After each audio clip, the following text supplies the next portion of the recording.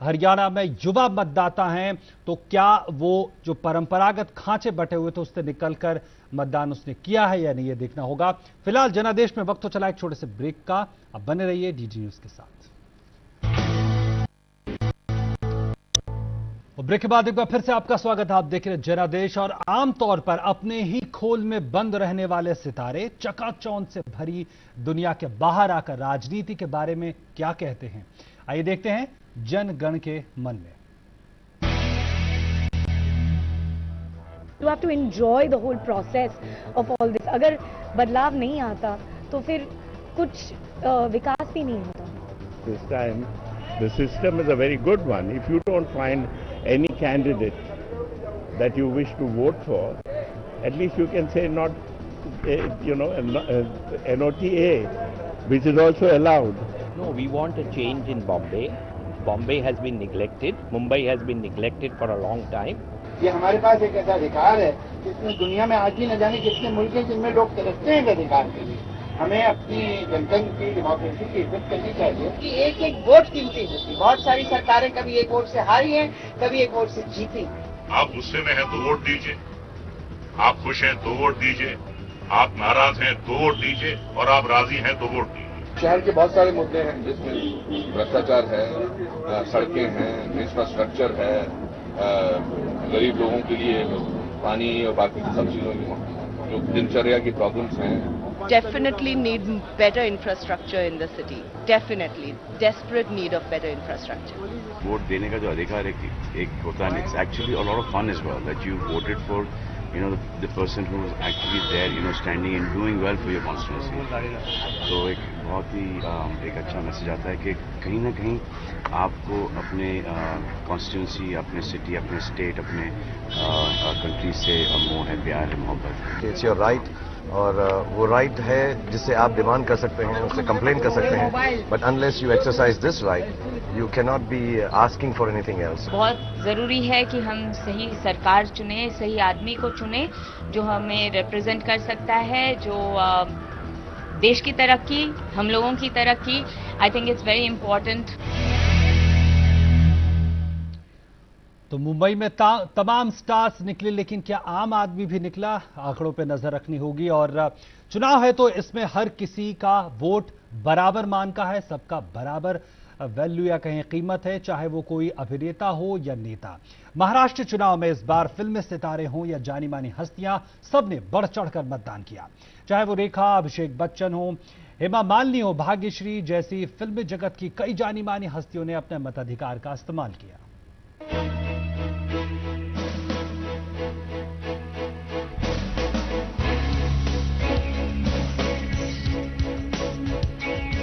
चुनाव महाराष्ट्र में हो, खासकर मायानगरी मुंबई में, तो सितारे भी निकलेंगे ही। लेकिन ये सितारे शूटिंग के लिए नहीं बल्कि लोकतंत्र के पर्व में हिस्सा लेने निकले। आम लोगों के साथ कंधे से कंधा मिलाकर सितारे भी खड़े दिखाई दिए। सबसे दरखास्त करूंगा कि आप आएं, आज वोट करें, आज वोटिंग का दिन है। फिल्मी हस्ती हो या खेल के सितारे, सभी ने अपने मताधिकार का इस्तेमाल किया। मताधिकार का इस्तेमाल करने वालों में सलमान खान, सचिन तेंदुलकर, अभिषेक बच्चन, उनकी मां जया बच्चन, रेखा, भाग्यश्री, हेमा मालिनी, अमोल पालेकर, श्याम बेनेगल, अनुपम खेर, किरण खेर, सोनाली बेंद्रे, जावेद अख्तर, गुजरे जमाने की अदाकारा वहीदा रहमान और रजा मुराद जैसे कलाकार शामिल थे। वोटिंग का एक्सरसाइज इस्तेमाल करना चाहिए। It is really important for our nation. रुपैले पर्दे पर अपनी चमक बिखेरने वाले इन कलाकारों की एक झलक पाने को भले ही लोग बेताब रहते हैं, लेकिन पोलिंग बूथों पर एक आम मतदाता के तौर पर इनकी मौजूदगी ये जताने के लिए काफी है कि लोकतंत्र में आम और खास सबका वोट कीमती है। जनादेश डेस्क के साथ परिणय सिंह की रिपोर्ट, डीडी न्यूज दिल्ली। और हमारे तमाम संवाददाता एक बार फिर से हमारे साथ है। हमारे साथ नासिक से आर्यन प्रताप सिंह जुड़े हुए हैं। दिन भर मतदान का आपने हाल लिया आर्येंद्र, लेकिन एक बात मैं पूछना चाहूंगा, खासकर जिस जगह पे आप हैं उत्तर महाराष्ट्र के इस इलाके में, आपको लगता है यहां पे हमने देखा था कि जो पहले एनसीपी कांग्रेस गठबंधन था या शिवसेना भाजपा गठबंधन थी, मन से पहले से यहां उपस्थिति दर्ज कराती रही है राज ठाकरे की पार्टी। क्या लगता है इस बार वो कितना बड़ा अंतर पैदा कर पाई है, क्योंकि जब और खांचे बट गए हैं तो सवाल है, लेकिन इसका जवाब कुछ इस बात में छुपा है जिसका जिक्र आप अपने स्टूडियो में मौजूद मेहमानों से कर रहे थे कि साहब जो अभी का वोटिंग परसेंटेज है वो आखिर बयां क्या करता है। महज अगर 1-2% बढ़ा है और बात ये की जा रही थी कि अप्रत्याशित तरीके से इस बार बढ़ा हुआ मतदान देखने को मिल सकता है, जो कि संभवतः शायद अप्रत्याशित तरीके से नहीं मिला, तो उसके बाद के ये समीकरण क्या है। मेरी जो अपनी जानकारी है, जो लोगों से मैंने बात की, उसके अनुमान के आधार पर मैं कह सकता हूं कि ये समझना बहुत जरूरी है, जो आपका आज का टॉकिंग पॉइंट भी है, कि ये वोटर किसका है जो निकला है। इस वोटर में वो वोटर कौन है जो उत्साहित होकर किसी पार्टी कैडर के या किसी व्यक्ति के लिए या किसी पार्टी के लिए निकला है। इसमें वो वोटर कौन सा है जो उदासीन होकर किसी पार्टी से, शायद उसके प्रभाव से या उसके जो परफॉर्मेंस रही है उसकी वजह से उदासीन होकर घरों से नहीं निकला, जिसकी अप्रत्याशित तरीके से कल्पना की जा रही थी।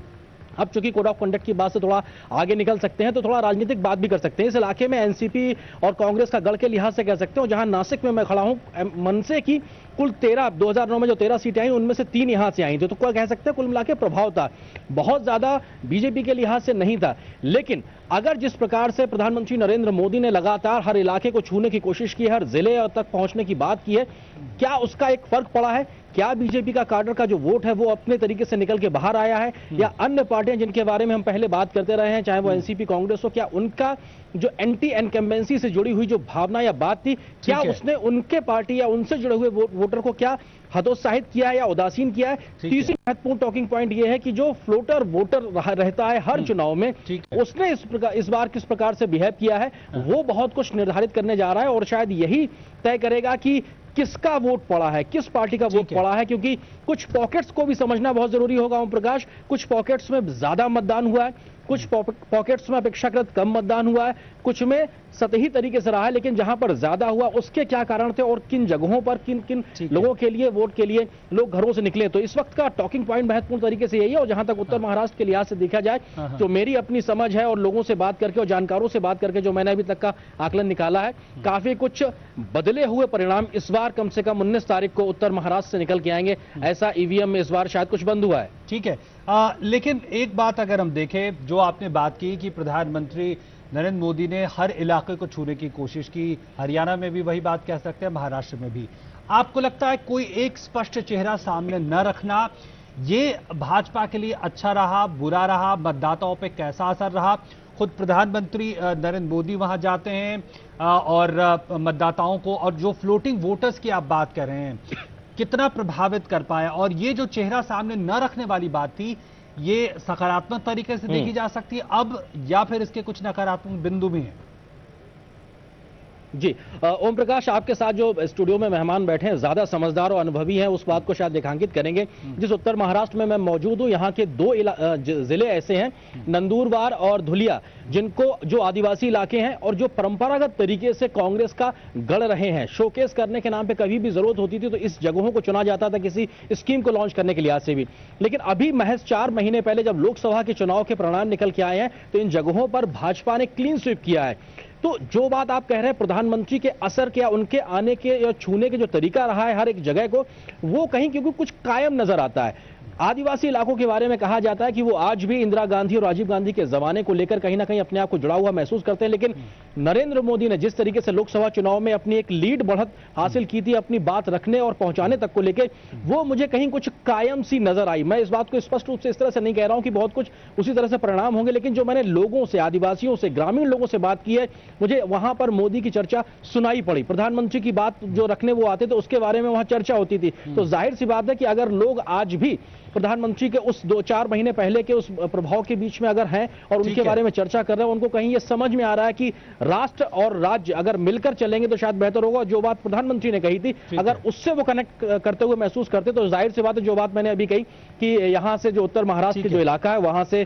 कुछ बदले हुए परिणाम आएंगे, ये इसमें कोई दो राय नहीं। ठीक है आरेंद्र, बहुत बहुत धन्यवाद आपका। और नंद किशोर जी भाजपा से जुड़े हुए हैं, हमारे साथ स्टूडियो में मौजूद है। नंद किशोर जी, एक बात मैं जानना चाहूंगा, हरियाणा से शुरू करना चाहूंगा। हरियाणा में भाजपा एक विकल्प के तौर पे अपने आप को सामने रख रही है, किसी के साथ गठबंधन नहीं है, लेकिन हम ये भी देखते हैं कि कांग्रेस के कई बड़े नाम चुनाव के पहले भाजपा से जुड़ते हैं। सिर्फ बड़े नाम नहीं, कुछ और कार्यकर्ता भी जुड़ते हैं, दूसरी पार्टियों से भी आते हैं। तो एक विकल्प के तौर पर कितना दरअसल में भाजपा अपने आप को रख रही है, क्योंकि ये बात हम जानते हैं, ये कह सकते हैं कि कोई एक बड़ा चेहरा है, उसकी एक कभी न कहीं थी। हरियाणा में राजनीति बड़ी अजीब रही है 1967 से ही। आज हरियाणा के अंदर, हरियाणा में भी 3-4 इलाके अलग अलग हैं। जीटी रोड का इलाके की सोच थोड़ी अलग है, रोहतक रोड, सिरसा, हिसार थोड़ी अलग है, और अहीरवाल और फरीदाबाद थोड़ा गुजर और मेवात इलाका है। आज मैं ये दावे से कह सकता हूं कि 90 सीटों में हम शायद 86 सीटों में कम से कम पहले नंबर पर और दूसरे नंबर पर हैं। आज ये पहली बार है कि भारतीय जनता पार्टी, पिछली बार हमारी मुझे लगता 55-60 जगह जमानतें जब्त हुई थी। बड़े नाम किस लिए आए? वीरेंद्र सिंह जी कांग्रेस के बहुत बड़े नेता हैं, राव इंदर सिंह जी पहले आ गए थे। ये नाम वो हैं जो हुड्डा जी ने केवल अपना और अपने परिवार का वर्चस्व रखने के लिए इन लोगों को, इनके वर्चस्व को खत्म करने की बहुत लंबी कोशिश की, जिससे वो लोग दुखी हुए। आज हरियाणा में बीजेपी का मैं मानता हूं कि उतना बड़ा नेता जिसका नाम सुना हो मंगल सेन जी के बाद नहीं रहा, परंतु रामविलास शर्मा पूरे हरियाणा में जाने जाते हैं। कैप्टन अभिमन्यु का आज चेहरा सबको ज्ञात है। मनोहर लाल खट्टर जी संगठन में इतने साल खपाए हैं प्रचारक के रूप में कि आज उनको हर गली मोहल्ले में लोग जानते हैं। ठीक है। और इन 3 नामों में से ही कोई ना कोई मुख्यमंत्री उभर के आना है। इसलिए हरियाणा में आज हम 50 मिनिमम सीटें निश्चित तौर पर आएंगी, जनता का जिस प्रकार का रुख है। ठीक है। जयवीर जी, क्या आपको लगता है, हरियाणा से जुड़ा सवाल आपसे पूछूंगा, कि जो एक शराफत का नारा कांग्रेस वहां पे देती रही है, लेकिन आपको लगता है कि जो सत्ता विरोधी रुझान रहा है वो कहीं ना कहीं एक बड़ा मुद्दा आपके लिए रहेगा? ओम प्रकाश जी, 2 बातें कहना चाहूंगा। पहले, पूरी आपकी चर्चा में बात उठ के बार बार आ रही है कि लोकसभा का जो डिसीजन आया था उसका प्रभाव रहेगा कि नहीं रहेगा, और आपके पत्रकार भी ये कह रहे हैं। ठीक है। उसका सिंपल, उसका जो लिटमस टेस्ट वो आ चुका है। जो हमारे रिसेंट बाइपोल इलेक्शंस हुए थे, उत्तर प्रदेश की 11 सीटें ले लीजिए, वहां पे बीजेपी की सिटिंग एमपी से या एमएलए से, राजस्थान की 3 सीटें ले लीजिए, वहां भी बीजेपी के 3 एमएलए से, चाहे पंजाब ले लीजिए, तो ये जो पूरा एक वो टेस्ट पार हो चुका है, वो प्रभाव कम हो चुका है, क्योंकि बीजेपी 11 की 11 सीटें यूपी में हार गई, राजस्थान में 3 हार गई। ठीक है। दूसरी बात, जब करप्शन की जब बात कर रहे हैं, बार बार ये मुद्दा उठता है, बीजेपी सुप्रीम कोर्ट तक चली गई है लैंड डील्स को लेके, सुप्रीम कोर्ट ने डिसमिस कर दिया, इलेक्शन कमीशन ने डिसमिस कर दिया। राजस्थान में इनकी सरकार है, वो हरियाणा को जोड़ते हैं राजस्थान से, वहां आज तक एक प्रिलिमिनरी इंक्वायरी रिपोर्ट भी दर्ज नहीं कर पाए जहां पे इनकी सरकार है। तीसरा, बड़े बड़े लीडर्स का एग्जाम्पल दिया जा रहा है कि वीरेंद्र सिंह छोड़ के, आज भाजपा में लीडर है कौन? ठीक है।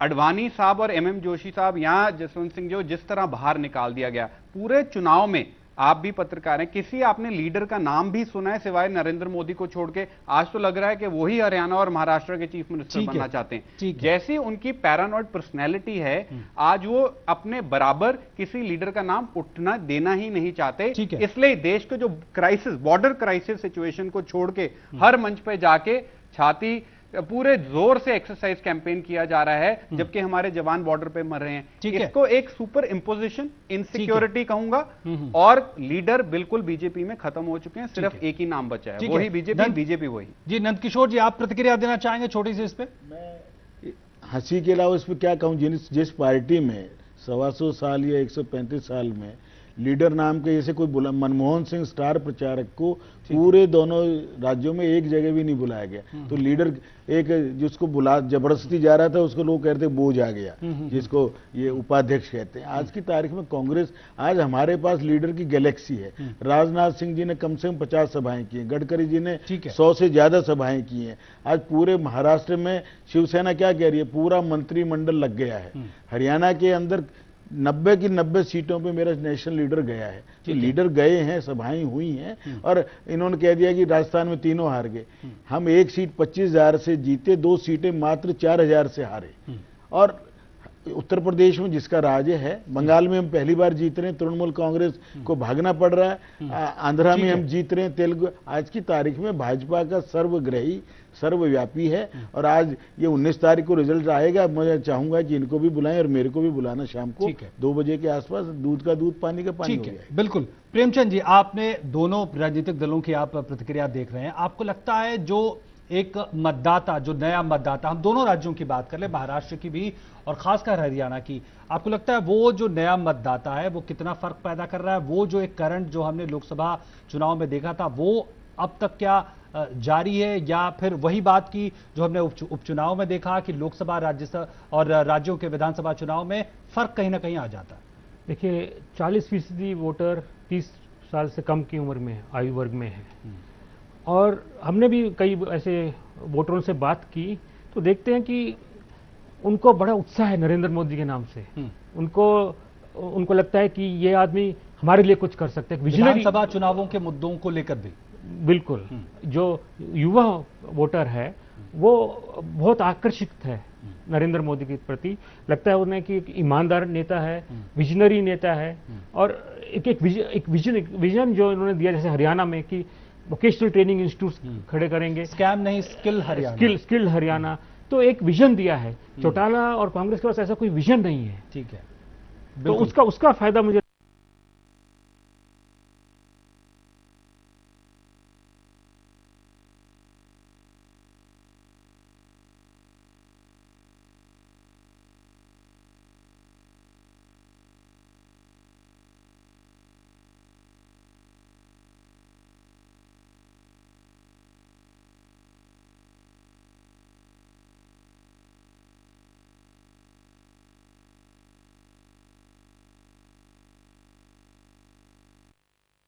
दोनों ही नंबर 1 और 2 पोजीशन में। किसी भी आंकड़े पर कैपिटा इनकम उठा लीजिए 1,35,000 है। आप गन्ने का जो फार्मर को रेट मिलता है पूरे भारतवर्ष में सबसे ज्यादा 310 रुपए। गुजरात जो इनकी विकास की मूर्त है उसमें सिर्फ 209 रुपए है। सारी चीजें मैं सुना ली भाई। मैं कहना करप्शन में दोनों स्टेट एक नंबर पर है नहीं है कि इन्होंने कौन गुलाबी गैंग के नाम से कोर्ट छोड़ा है और कौन से कोर्ट ने कोई पूरे हरियाणा ने गुलाबी गैंग को देखा है, रॉबर्ट वाड्रा को देखा है, पूरा गुड़गांव और फरीदाबाद 10 जनपद के गिरवी रखा हुआ।